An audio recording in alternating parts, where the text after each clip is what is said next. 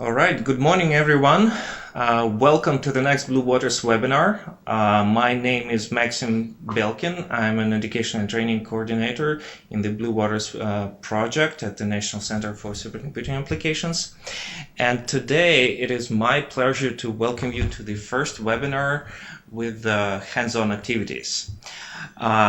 Today's speaker is Peter Kasson from the University of Virginia. He works there in the Department of Molecular Physiology and Biomedical Engineering. Today's webinar, so Peter will be helped by his colleague Jennifer. So she will be watching a Slack channel. So with that, I'll turn it over to Peter. Great, thank you and welcome. What I wanted to do this morning was to talk a little bit in general about Dataflow formalisms for computation and for workflows, and then to talk in particular about Copernicus, which is a tool that we've built for parallel adaptive workflows. That's based on the Dataflow formalisms. And this is the design of Copernicus is motivated by problems in molecular simulation, although the structure is general. So the examples we'll use and the existing plugin infrastructure is for molecular simulation. The framework, though, is not strictly limited to that. And the motivation for all of this work is really problems broadly in simulation and sampling, where one has some input data and can construct a model and then run some sort of computations, in this case simulations, get output, analyze those, refine a model, and ultimately interpret them. And that's what I would say this sketch I made by hand that's on this slide is really the sort of fundamental workflow outline for a very broad class of problems. The challenge is how to do this in a fashion that is robust, reproducible, and involves reusable components.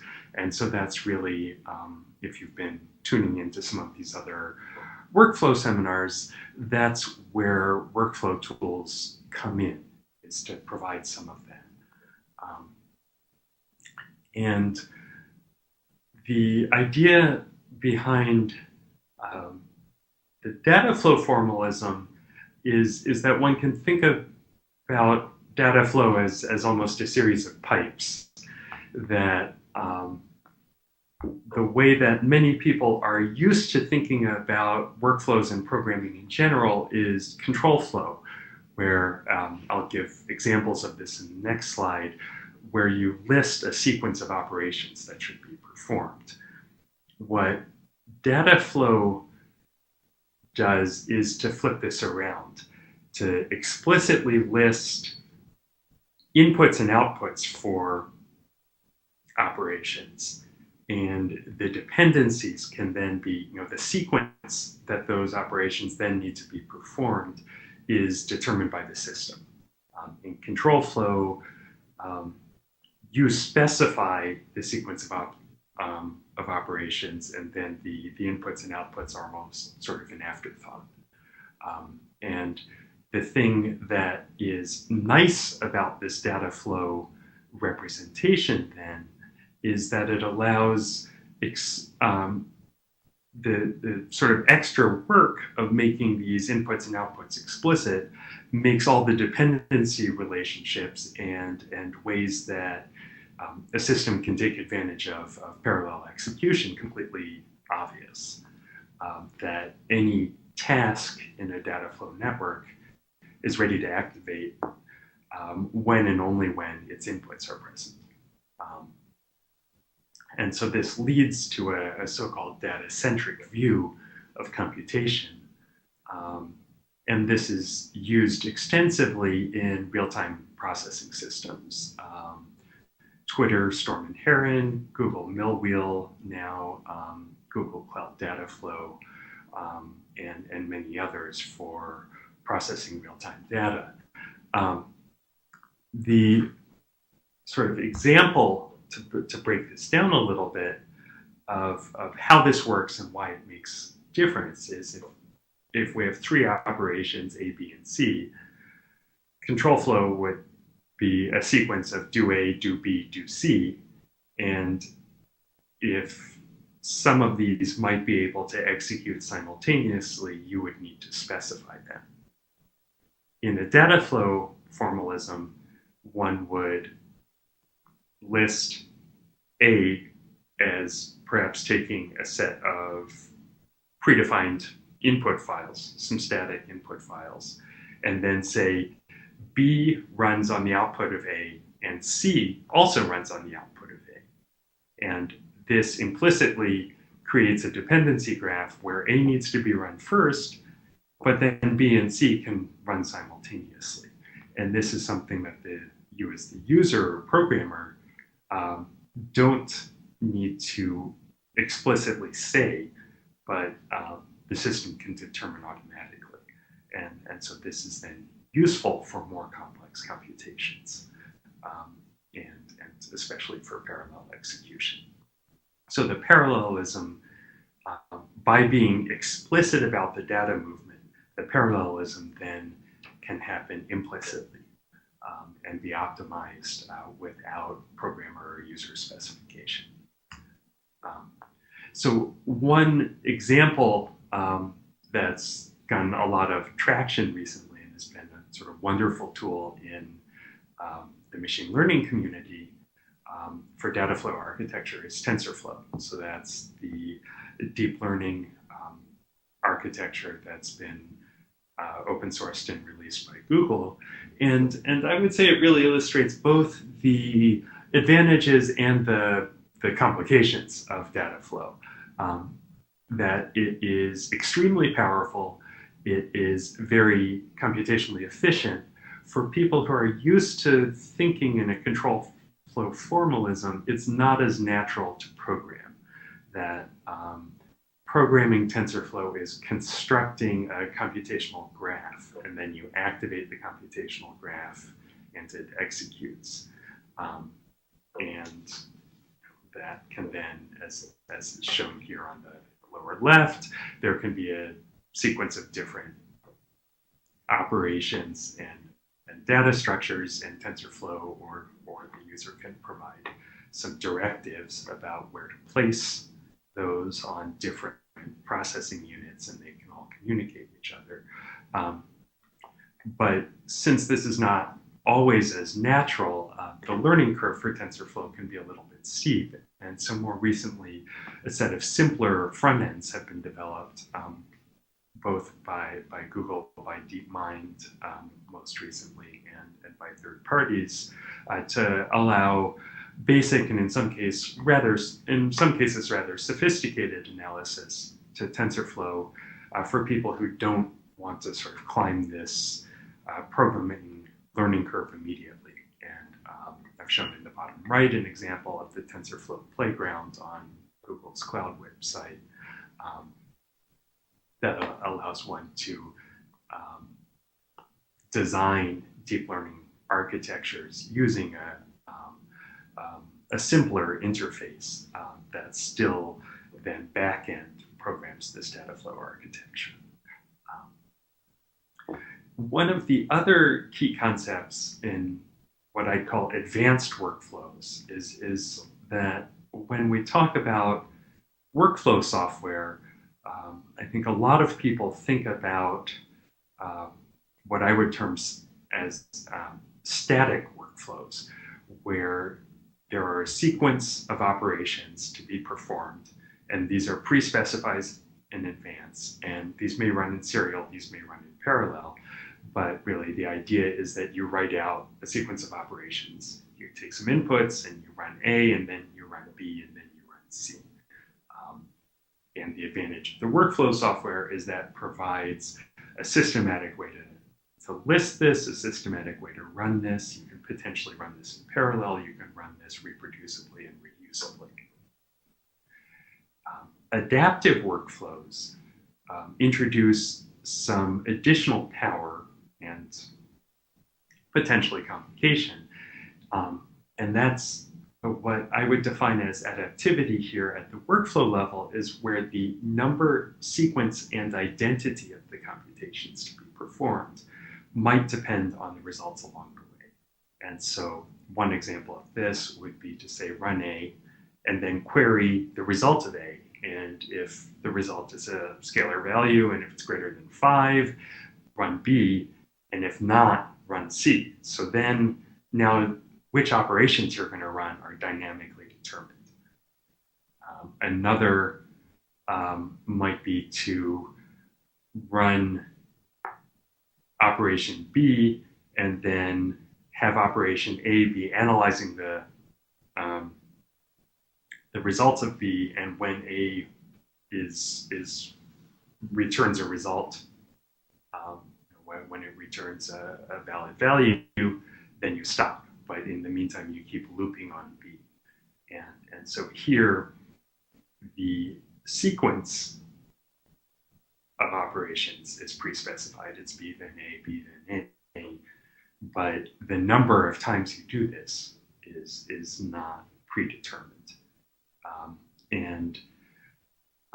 Does everyone need adaptivity all the time? No. There are a lot of cases when a static workflow is exactly what's called for.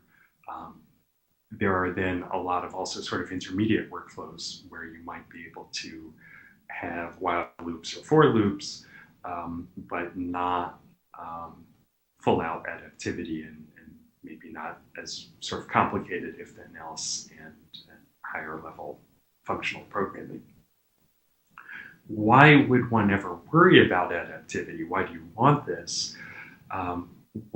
In addition to being able to do things like sort of very simple simulation analysis loops, what adaptivity gains you is the ability to express high-level algorithms as workflows that the sorts of things that certainly in my field in molecular simulation and different sorts of statistical mechanics-based simulation, there are a lot of theoretical high-level algorithms about how to do the simulations most efficiently, how to combine multiple simulations, how to place simulations, and all of these things can then, given these adaptive capabilities, be expressed at the workflow level and both be run efficiently in parallel and also potentially programmed much more easily than if these need to be integrated at a deep level into the underlying simulation software.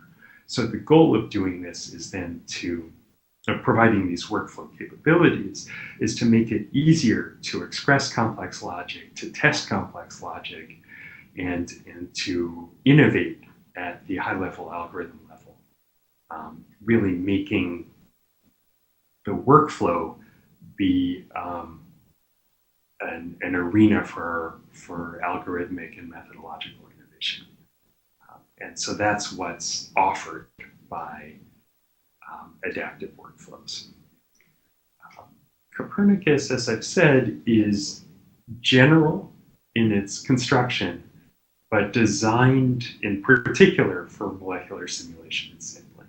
And I would sort of, I think it may be blocked by the video feed of me, but I think of the design as kind of a tinker toy design, that there are the nodes in a computational graph are these tinker toy pieces that can then be connected by edges that are data, and that these nodes are then in Copernicus, they're functions or modules, sort of encapsulated functions that will do a particular sort of computation. And one can then either make new functions or modules or take pre-programmed ones and link them together in ways that suit your desired task. And the thing about this that makes it particularly attractive from an adaptive point of view is that Copernicus functions can both operate on their inputs and modify the structure of the computational graph. And so this allows particularly complex logic to be encoded at the Dataflow network level, if so desired. The sort of Copernicus programming language then sort of trivially becomes Turing complete. Practically, what we've done is write for a series of tasks that we've used Copernicus for. We've written functions and modules that have some of this high-level adaptive logic and can be easily composed to be able to accomplish common simulation tasks. And so that's the goal of Copernicus. And as is schematized at the bottom of this slide, what the kind of thing that we try to do is to be able to take one or perhaps multiple run input structures, that there's a trivial way to allow a node to operate on a parallel array of inputs and therefore perform its computation once on each input.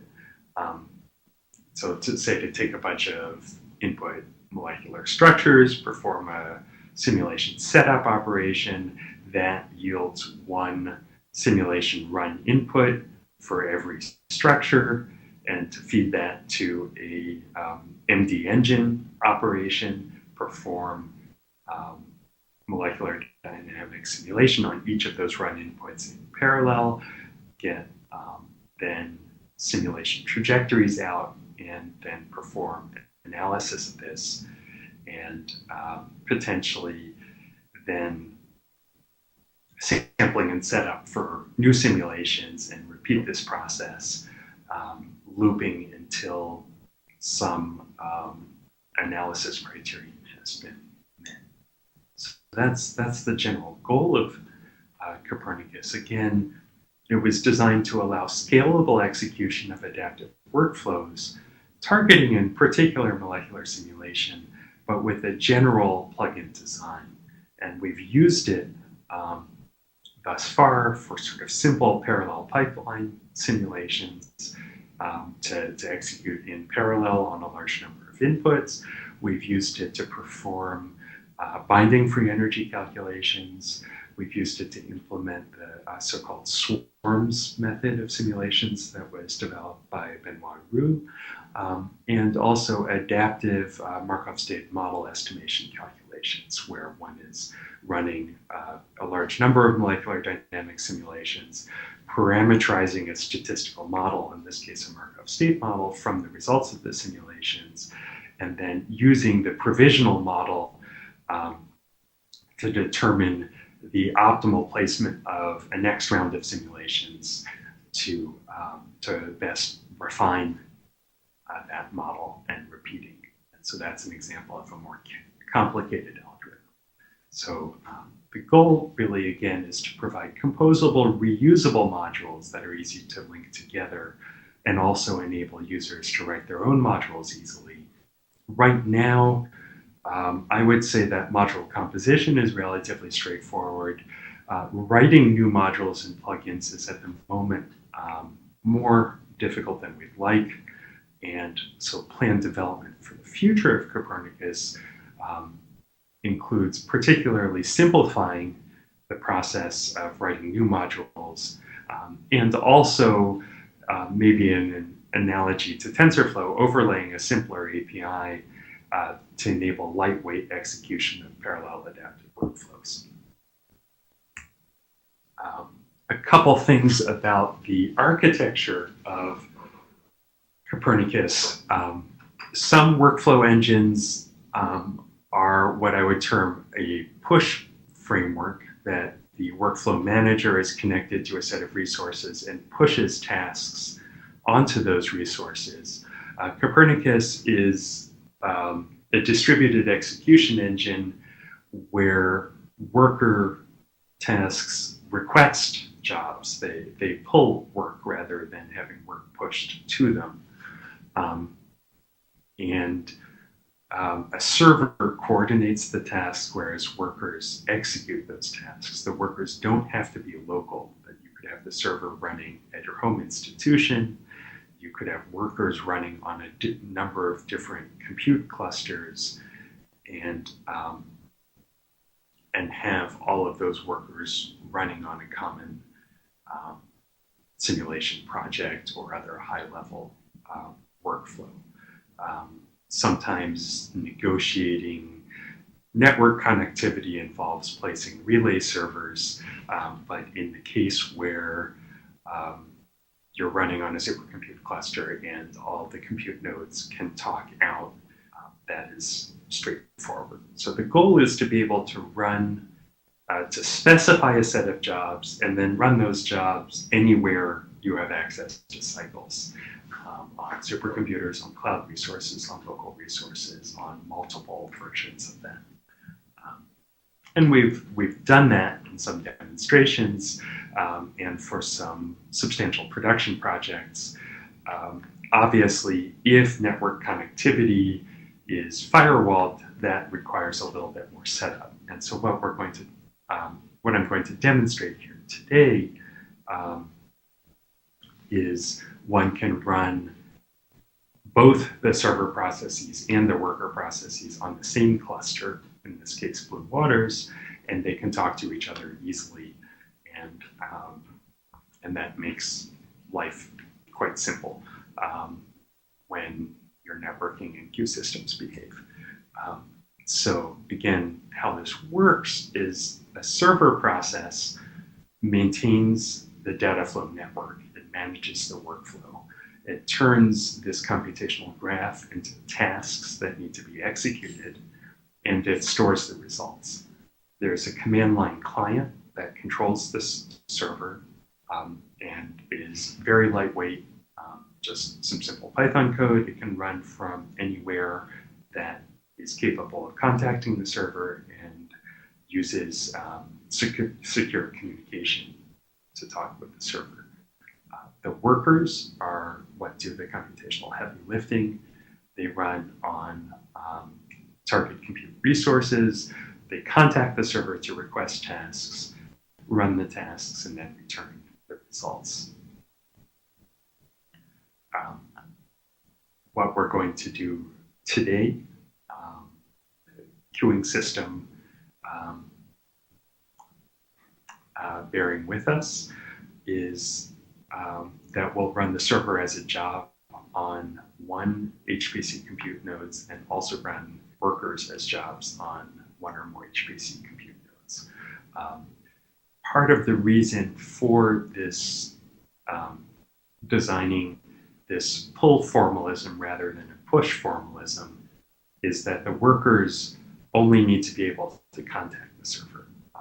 If the server is pushing jobs into the queue, then the server needs to be authenticated to be able to submit jobs to potentially some remote queue.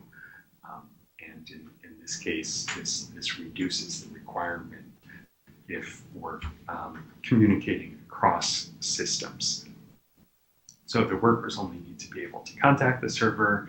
If there is multi-cluster infrastructure, relay servers can help bundle work together to optimize communication and also bridge firewalls. The server should be persistently available, but can die and restart. So this doesn't have to be a forever running process, but should be a long running available process. The results data reside on the server file system. And so then when you want to retrieve your results, you ask for your results from the server. So let's do some hands-on work. You should have received now a training account on Blue Waters. And what we're going to do is I'll walk you through obtaining files for the demo and tutorials, launching the server. We'll run some tutorials, or well, at least load some tutorials in, and then connect some worker processes to run. This morning, yesterday, the queue wait time on Blue Waters was quite short. This morning, my jobs were sitting in the queue, so we may or may not have some trouble getting jobs to run without delay. This might be something to set things up and try this afternoon if the queue system is not friendly to us. But we'll see how things go. So you should have received your account details. And so what I would ask you to do at this point is to open an SSH window and SSH to your username, whatever you received, at bwbay.ncsa.illinois.edu, enter your password, and you should be able to log in.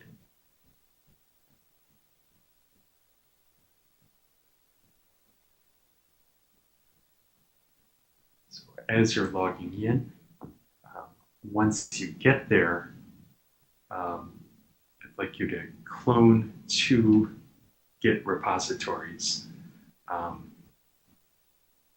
And those are both listed on this screen. If you start running behind the slides should also be posted, and so you should be able to refer to the commands on the slides that are linked from the webinar webpage. So if you clone github.com, Kasson lab Copernicus.git, that's Copernicus software.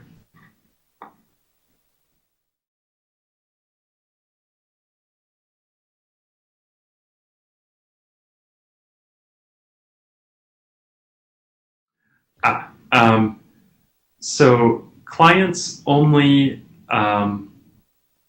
contact the server when they are requesting or retrieving work. So right now, the server can handle in the order of low thousands of simultaneous client requests. One can start to DOS the server if there are 10,000 or more simultaneous clients requesting work. But it is fairly scalable. We have run this with thousands of in-flight of sort of simultaneously executed tasks. Some of that is if you're starting out a very large number of workers, you just need to make sure that they're not all starting precisely simultaneously. And so each client is not persistently connected to the server. So if you go ahead and clone these 2 repositories, and then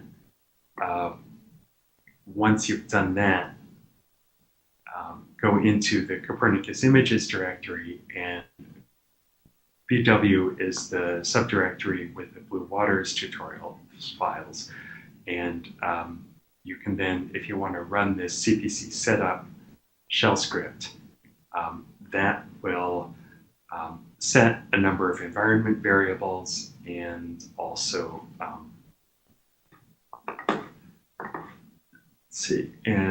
and then also run the setup, and it will prompt you to choose a password for the admin account that you're creating on your Copernicus server. So as you're doing this, just to review again, there are sort of 3 key components to the software. Client, which is going to be CPCC, so it's the Copernicus client, is the command line interface. we're going to run this from the Blue Waters login node, but it can really run anywhere and does not do significant computation, which is why it's not a problem to be running it on the login node. The server, which is the CPC server process, is this long-running and restartable process that manages all the work to be done, manages the Dataflow graph, stores the data. And so we're going to launch a job to run this on a Blue Waters compute node. And so it does some computation, but primarily uses storage and network. And as I said before, the server doesn't push work. Instead, workers have to be submitted to run on whatever compute resources you want. So in this case, submitting worker jobs to the Blue Waters queue, and those will request work. So that's a little bit more overhead than if the server could just push work, but allows this to easily run on multiple compute resources that don't have interoperable authentication mechanisms. The workers, which are the CPC worker tasks, actually run the computations, and they can run anywhere that's capable of reaching the server and will submit worker jobs to the Blue Waters queue. The workers operate similarly to a pilot abstraction. If you saw the Radical CypherTools webinar earlier, that essentially worker jobs come up, activate, contact the server, and ask for work. So the work that any given worker will perform is not specified until they're ready for it. So if you have now logged in, cloned your repositories, and run the setup, I'm going to exit the slideshow and just check how we're doing on the job queue.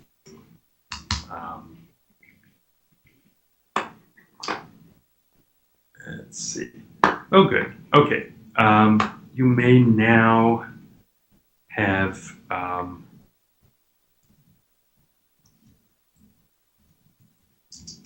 just get rid of that.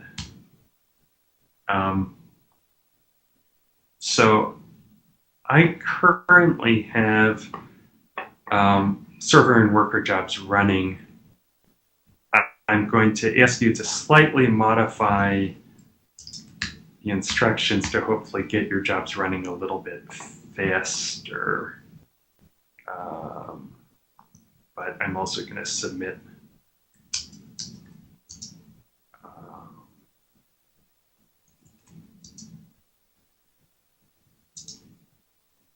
So you should be in the Copernicus images, Blue Waters directory.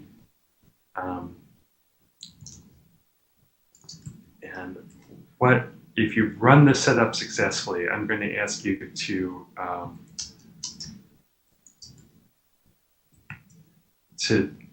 first submit the server job. So I would say qsub, okay, go away. So rather than just qsub cpc server.sh, we're going to put that in the high priority queue since we don't have a special queue for this tutorial to try to get your jobs running a little bit faster. So if you can go ahead and submit this server script, and then it might take a little bit of time for that to run. What I can do in the meantime is show you what's in it. So this is a run script that will run on one of the compute nodes. For those of you who are Cray aficionados, the server runs in cluster compatibility mode. And what it essentially does, there are two commands. One is wrapped here, and these are the two important commands in the server script. It writes out a connection bundle that will allow workers to authenticate to the server. And then it launches the second script that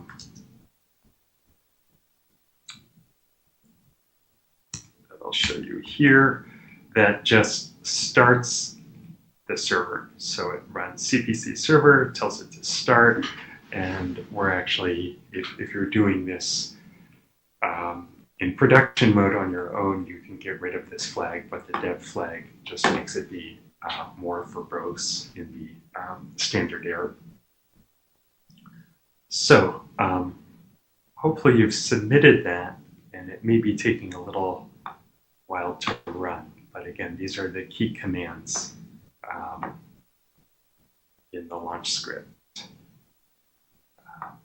So while that's in the queue, I want to review some key concepts here. Modules, again, are definitions of reusable components in Copernicus. And so you import a module, much as one would in Python, and the modules in turn provide function definitions.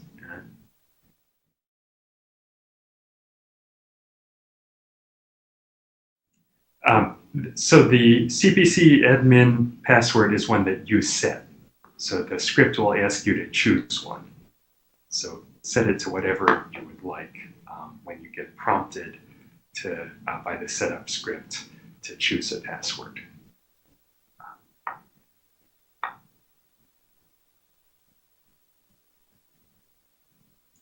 Hopefully that sounds like it means at least some people are successfully running the setup script. So modules provide these function definitions. We're going to use pre-written modules that ship with Copernicus, although you can also write your own. And modules provide the definitions of the functions.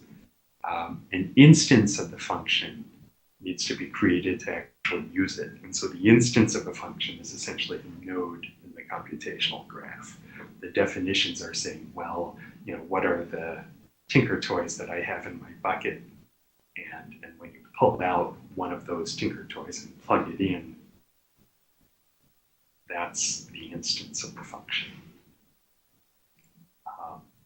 As demonstrated by some of the more complex Copernicus tutorials, such as the Markov state model tutorial, modules can encapsulate more complicated networks of functions.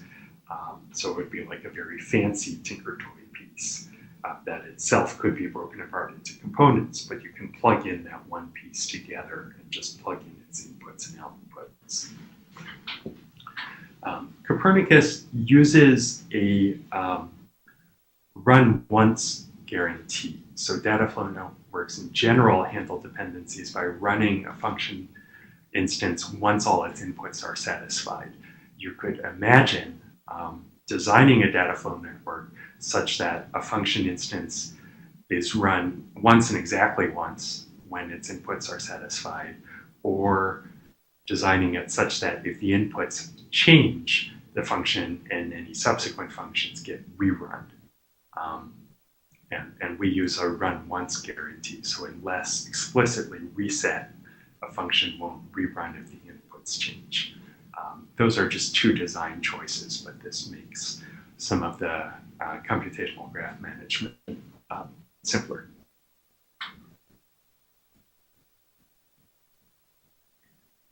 And so the first tutorial, hopefully most of you are through the CPC setup, have your server job submitted, and the server, you don't want to run the first tutorial until the server is up and running, or else you'll see, you'll get an error when you try to log into the server. But essentially what the first tutorial does, if you look at the script, is that it first calls CPCC add server, and the server variable gets set using the connection bundle that is written out when the CPC server comes up. It's essentially the host name of the server. In this case, we don't know in advance which compute node the server is going to run on, and that's why we parse the connection bundle. And then in this case, we're talking to it on port 14807. You can specify in your configuration port files any ports that you want to use. And then the tutorial logs in, so it's the client authenticating to the server.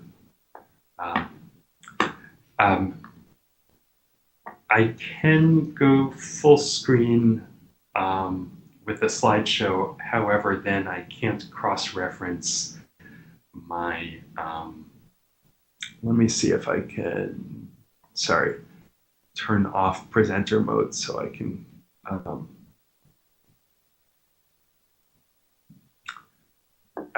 cross-reference my SSH session on Blue Waters.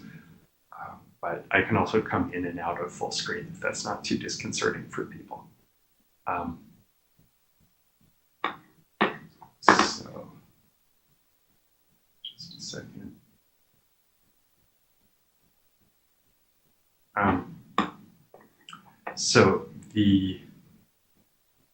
Oh yes, and then I also don't have a pointer. The client authenticates to the server, and that's when you enter the password that you set in the CPC setup stage. And then we're starting a new project. And so CPCC starts a new project, and you provide a name of your choice for the project. In this case, it's MD Simulations Test is what we've chosen to call it. And then we import a module. In this case, we're importing the GROMACS module. So GROMACS, for those of you not familiar with it, is a molecular dynamics simulation software package. And then we're going to create a function instance. And so GoMPPS is a potentially parallel version of the preprocessor, the run preprocessor for GROMACS. And so we're creating an instance of that, and we're calling it GrowMPP, not very creatively. We're going to create an instance of MDRun, again, a potentially parallel one. And MDRun is the simulation run engine. And then we're going to activate the network. And right now, nothing is connected, so nothing's going to run. What we're going to do at the next point is set up a compound transaction. So all of these things are going to get entered and then committed, again, as one might in, say, an SQL transaction. And the first thing that we're going to do is set the input confirmation files for GrowMPP, and we're going to use this conf.grow that ships with the Copernicus examples. This plus essentially specifies the next item in an array. And so we could do this multiple times over and create a parallel array of inputs.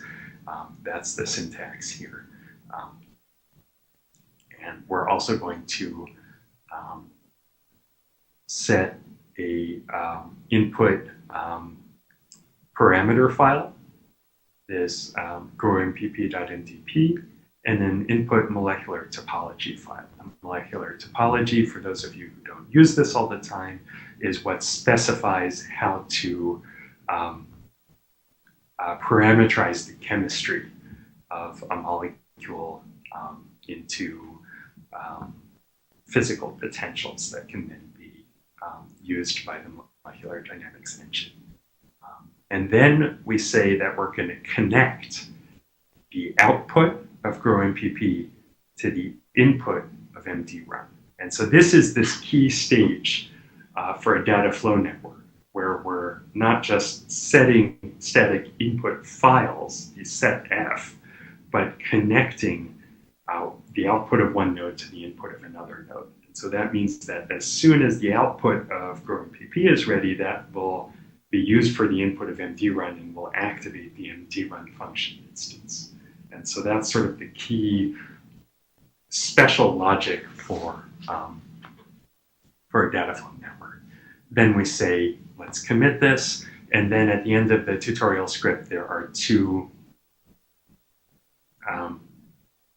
commands. One is cpccq and one is cpccs, just to print the command q and the status. So now I would say check and see if your server process is running. So what you can do is, if you do, for those of you not familiar with this, you will have your username here. So if you do qstat -u and then your username, that will list the jobs of yours that are running. So in this case, you see I have a server running and I also started a worker. If you want, this actually might not be a bad time to also do qsub -q hi cpc worker1.sh. That's the worker start script. So go ahead and enter that. The worker does not have to be running yet to set up, to put jobs on the server, but obviously we'll need to run to actually execute those jobs. So now, if I were to run tutorial 1, if you want to just run the shell script, or if you prefer to enter the commands yourself to learn them a little bit better, if I were to run tutorial, 1.sh, let's see, I did not do the setup properly. Give me a second. So I need to set my environment variables. And now I can run tutorial 1. And hopefully, this is asking me for not the account password, but the CPC admin password. It says logged in as CPC admin. And we already have a project. I will need to make this happen again. And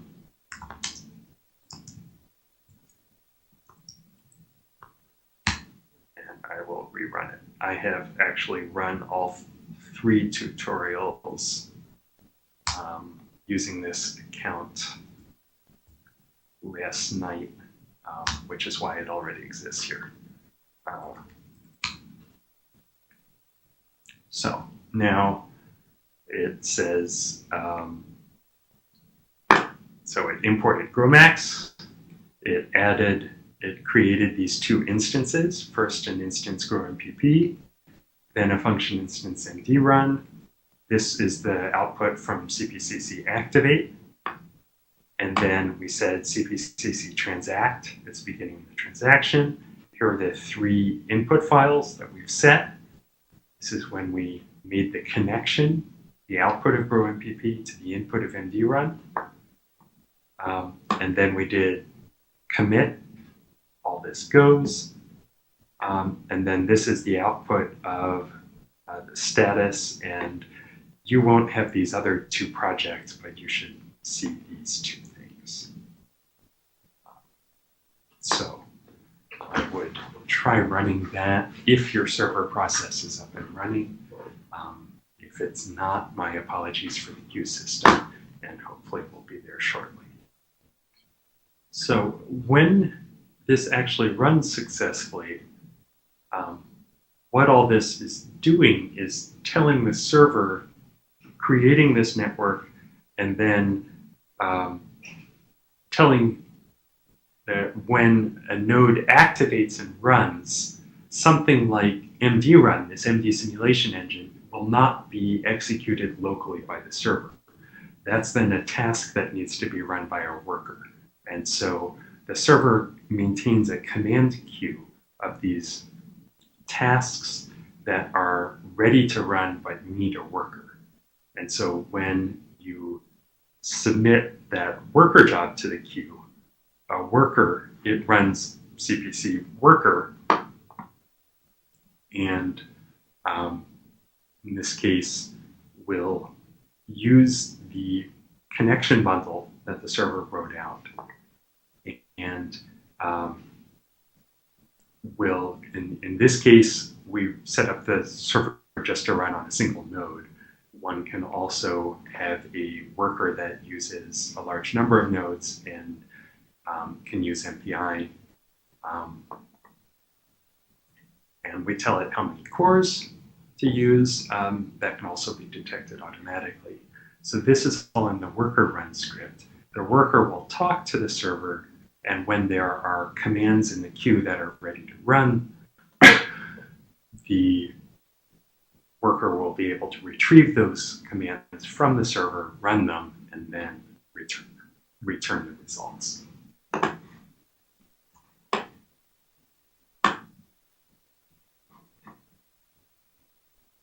So, as I mentioned earlier, CPCCS gives status information. CPCC get is a way to actually get information about a function instance. So, it's lovely. We've set up some work, we've run some work. How do you actually see what's going on and maybe get the output? CPCC get returns information. And so, for instance, after MD_run has successfully computed, CPCC get MD_run.out will give you an output like this. This is the energy file, the compressed trajectory file, that's the XDC, a log file that's written by MD_run, and an output confirmation that's written by MD_run. And so say you want to retrieve one of those to where your client is running. You could do CPCC get f MD_run out log 0. And that's, again, the 0 is because this is a parallel function instance, and we could have passed multiple.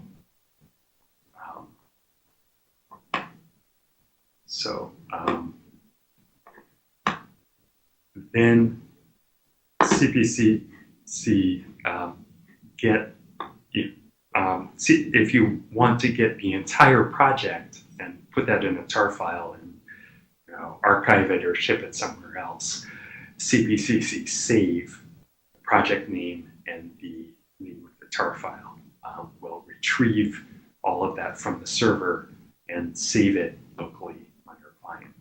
Obviously, right now, this is all the same shared file system on Blue Waters, but this can trivially operate across file systems and across clusters. So those are some simple commands. More broadly, CPCC help tells you how to do a lot of different things.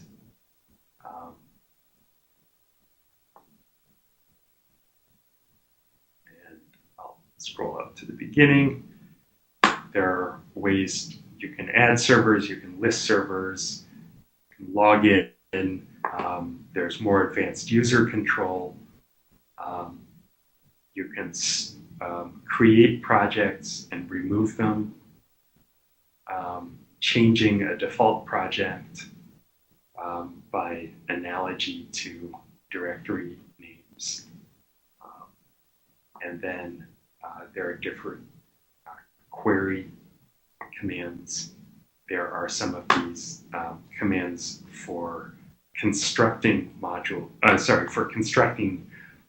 computational graphs that we've talked about, including some then more advanced functionality commands for looking for monitoring what's going on, and some server control commands, as well as load and save. So CPCC help tells you a lot.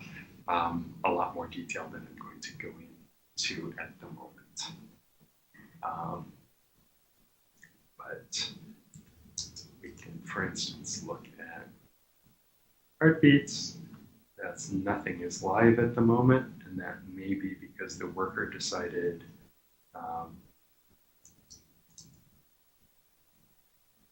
he didn't. No, worker's still running. I think because the worker is waiting for work.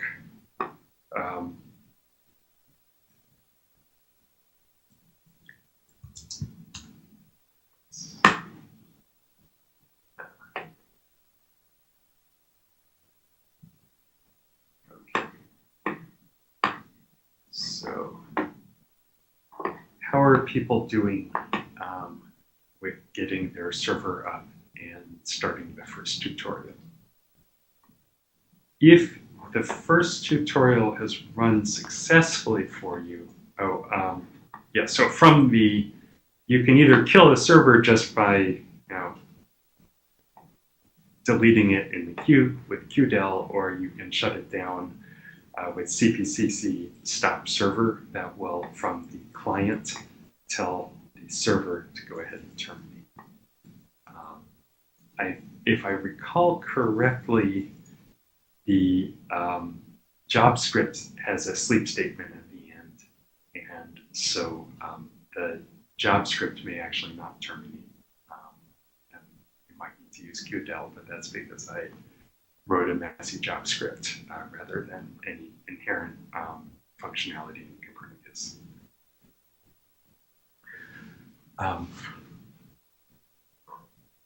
If people have questions on the first tutorial or problems, go ahead and shout out. If not, then I will go ahead and talk a little bit about some other topics, and then be available at the end to answer any further questions people are having. So one of the things that I talked about as we were going through this was this use of the plus command, or the plus notation in the first tutorial. That essentially implies that you might not just set one input of a given type, but multiple. And indeed, that is the case. And the second tutorial script, which we're going to go through tutorials 1, 3, and 4, skipping 2. But this was of sufficient importance, and I thought of sufficient interest to people, that I wanted to provide an example script to do this. And so tutorial 2 is a shell script that is set up to, so you call it with a directory of molecular structures and the file name for a topology. And what it does, here, I'll go ahead and bring this up.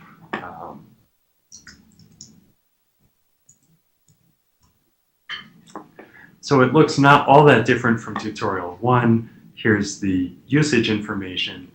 But essentially what it does that's different is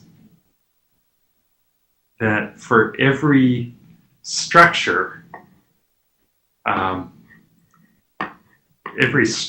in the directory, it's going to add this as an input.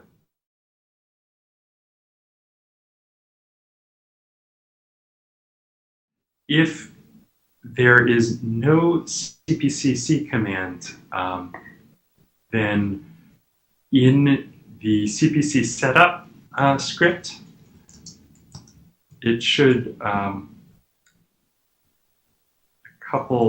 it should have added home Copernicus to your path. So there should be 2. Essentially, if you export path equals $path : and then your home directory / Copernicus, that will then add the Copernicus directory to your path, and you should be able to run CPCC. So.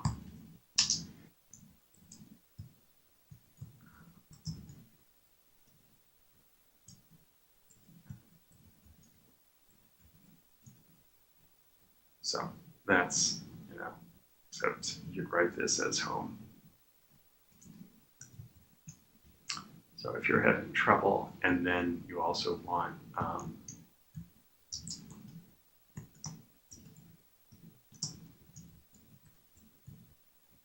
so all of these things should have been set by the setup script, but if not, you can also just pull these from the setup script. So if I were to do,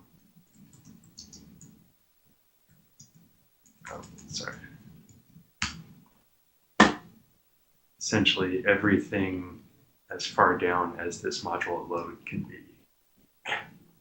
or sorry, as far down as this path can just be run again, simply.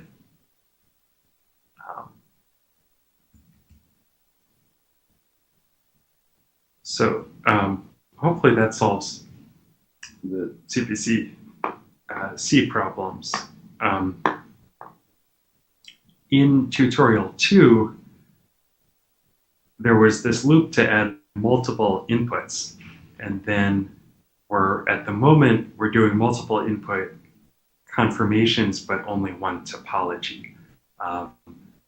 This GrowMPP module is also set up so we could have multiples for all of these.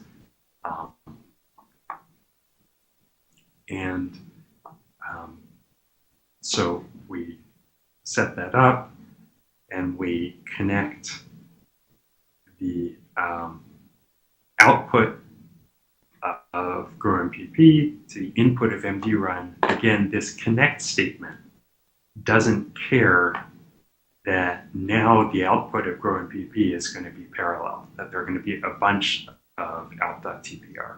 Connect statement just says take the outputs, the TPR outputs, and connect them to MDRun TPR inputs. So if that's one, if that's multiple, the logic works the same. The idea is to make that simple. And then just as an example, said, okay, well, let's now run a second GrowMPP and a second MDRun in this tutorial. And so this case, it's a little bit maybe not what you'd really want to do to run this using the same run parameters. But this is the kind of thing that you might do if you had a bunch of starting input confirmations and you wanted to equilibrate them and then do a production simulation. And so you might run GrowMPP with some equilibration parameters here and then use production parameters here. And so the idea is that then there's this connect from the output confirmations in MDRun to the input confirmations in our GrowMPP2, and we set the topologies again and the run parameters again, and then connect GrowMPP2 outputs to MDRun2 inputs. So again, I'm not going to go through this live, actually running this, but this file should provide a good example of how to do both a sequence of operations and a sequence of parallel operations, and to do that in a relatively straightforward fashion. So that's one of the things that Copernicus was designed to be able to do.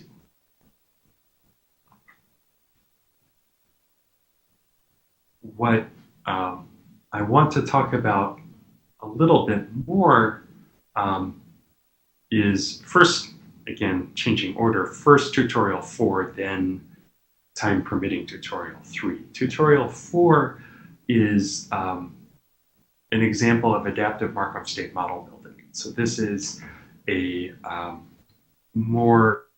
it's a technique that sort of falls under the broad umbrella of advanced sampling and molecular simulation. The idea is that if there's some underlying Markovian process that you're trying to model, that has a set of states I that are not known at the beginning, and then transition probabilities on some time scale between each state I and each other state j. And we have a set of trajectories, in this case molecular simulations, sampling this underlying Markovian process. We can take these trajectories and use them to estimate both the states I and the probabilities Pij by clustering trajectory snapshots to estimate the states, and then counting transitions between those snapshots on some time scale to estimate the transition probabilities. And so there's a fair amount of literature on this from Christoph Schutte and Frank Noe and Bill Swope and Vijay Pandey and John Chodera and others. But doing this was initially, all the technique for this was developed on sort of a posteriori analysis, that you run these trajectories and then you go analyze this as I've described. The process can be done much more efficiently if we can use information along the way, preliminary estimates of the states and transitions, to direct the next round of sampling. So where to start the next round of trajectories. And so this is a form of advanced sampling where the individual simulation trajectories are unbiased, but the advanced sampling gain is in where to place the starting points of the trajectories. And this, again, becomes a problem that is easily expressed as an adaptive workflow. And in this case, we'll express it using a Dataflow network. But the adaptivity is to run around, analyze, and then based on the analysis results, use those to determine the starting conformations for the next round, continuing as needed. And so there's this fairly complicated block diagram that shows the Copernicus functions that were used to construct larger modules for Markov state modeling. And again, all of this is constructed and available in Copernicus and then becomes a reusable component that you can use, and we will use in state 4. But the basic idea, again, is to initialize simulations, to run a set of simulations, to cluster the outputs, to build a Markov state model in 2 stages, and then to use that to generate what should be the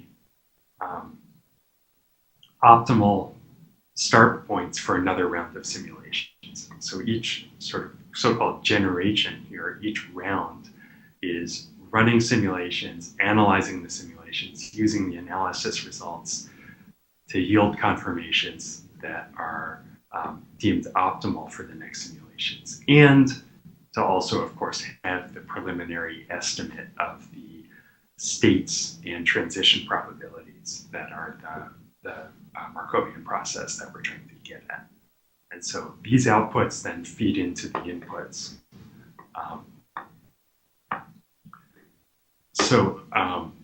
That's the MSM diagram.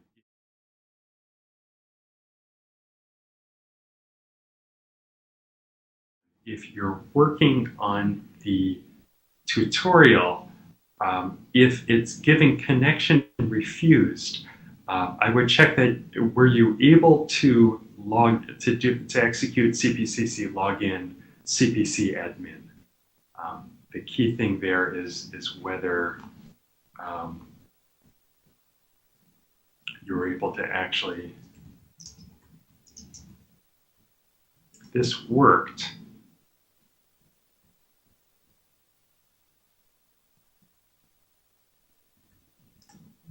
then you should be able to talk to the server.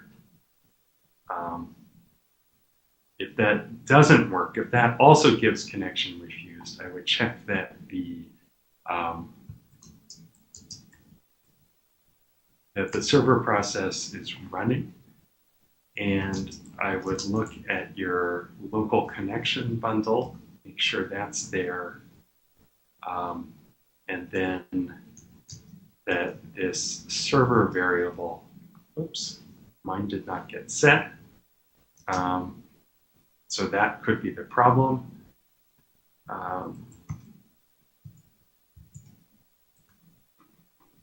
So let's see if this command to set the server worked. Yes. So just to make sure that this first command in run tutorial 1 worked to set this, and then you do cpcc add server with the name of the compute node that your server is running on port if this did not happen properly automatically.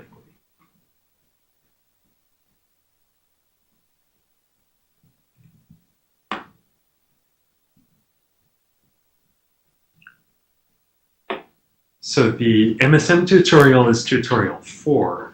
And again, this gives an example of a slightly more complex logic, but where we're using the instance that we're creating rather than a simple function is a more complex subnetwork. And so it's a good example of a reusable component. But the way we use it is exactly the same way, that we import the module, we create an instance of MSM GMX adaptive, we call it MSM, activate it, and then we start setting our input files. In this case, there's a topology file, a run parameter file. We're setting up 4 different input starting confirmations, and then some Markov state model parameters. How often to run the reclustering, how many microstates and macrostates to generate, how many simulations to spawn in the next run. That's a parameter that you can change. What the lag time is for the Markov model, what to cluster on, and how many times to run all of this. So this is what's contained in the tutorial 4 script. If you have tutorial 1 run successfully, I'd encourage you to go ahead and try running tutorial 4. And if not, keep working on tutorial 1. And then time permitting, tutorial 3 is again a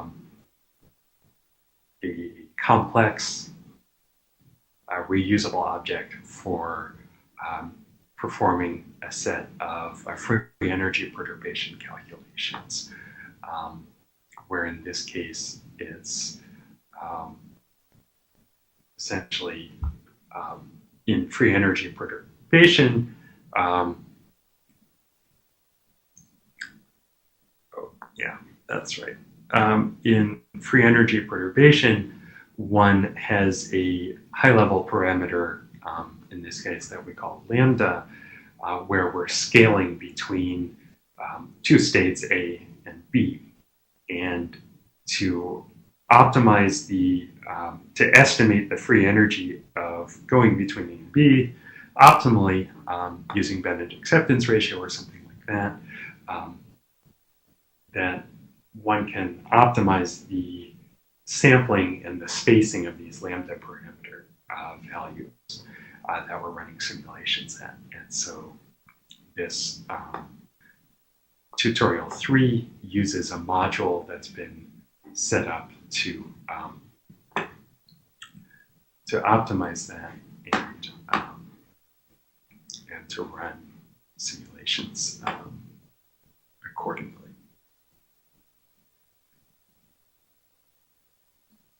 So let's see. look at tutorial 3. Again, this setup, so it again gets a little bit fancy. It wants you to run it from within the Copernicus base directory, and then set a project name that you're going to specify, import the free energy module, and have, in this case, a salvation free energy instance, and then set the input topology, set a topology include file that in this case GROMACS will need the input run parameters, starting confirmation, and some parameters for the free energy analysis here. Oops, sorry. One of the parameters was the molecule name, the relaxation time, and the precision. So if I were to now run from here,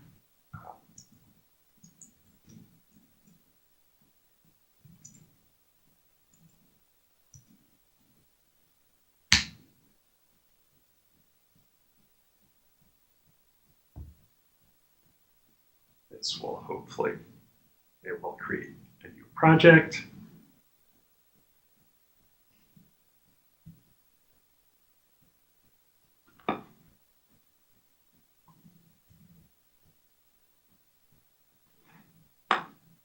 And then set all of these up. So it created a project, imported the module, created a new instance, set the inputs as we requested, and is now, if we look at status, now have a project going.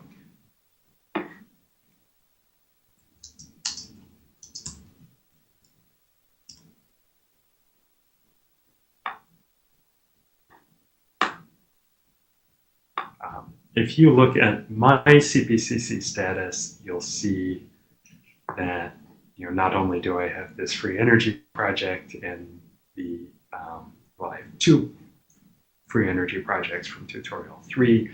This is the MD simulation test from tutorial 1, and then this is the alanine dipeptide Markov state model construction from tutorial 4, and it's run a number of generations.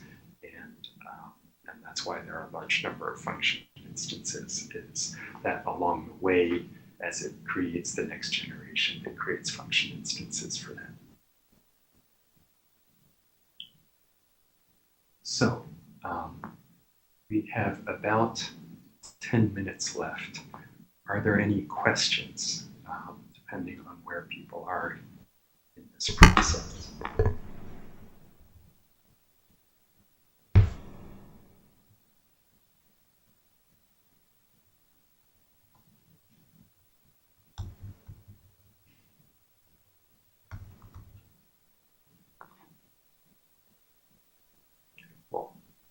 While people think about questions, I'll also say